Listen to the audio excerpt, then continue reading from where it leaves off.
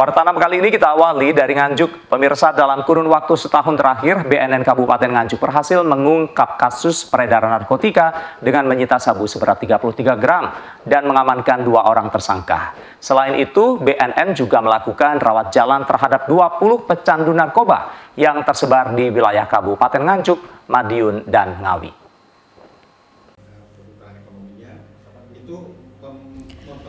Badan Narkotika Nasional Kabupaten Nganjuk menggelar rilis capaian kerja di tahun 2020.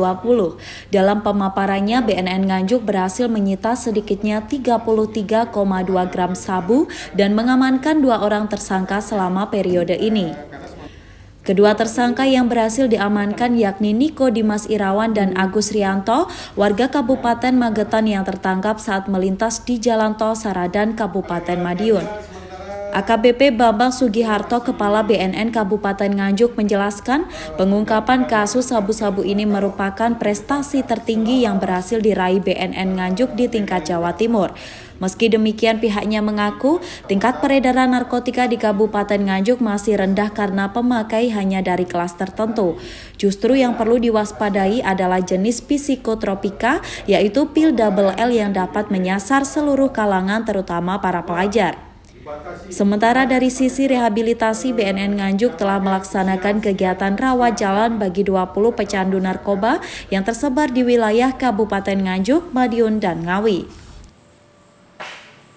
Secara real ya, mungkin masyarakat menunggu hasil capaian yang paling menarik, yang paling dicari itu biasanya informasi tentang hasil pengungkapan ya.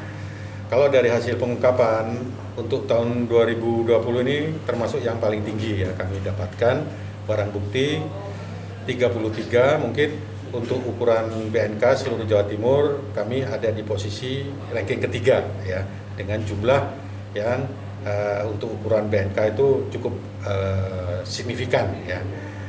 Dan jenis narkotika yang hasil ungkap memang yang paling menonjol untuk wilayah Nganjuk ini adalah sementara ya di wilayah Nganjuk ini termasuk dari ungkapan dari Polres itu adalah jenis sabu-sabu ya, itu yang masih paling dominan ya, di samping ganja dan ekstasi. Kalau ekstasi masih bisa dihitung, dan menurut kami untuk narkotika ya di wilayah Nganjuk pemain itu masih ada di sekitaran adalah para pemakai kelas tertentu ya, belum begitu meluas secara merata.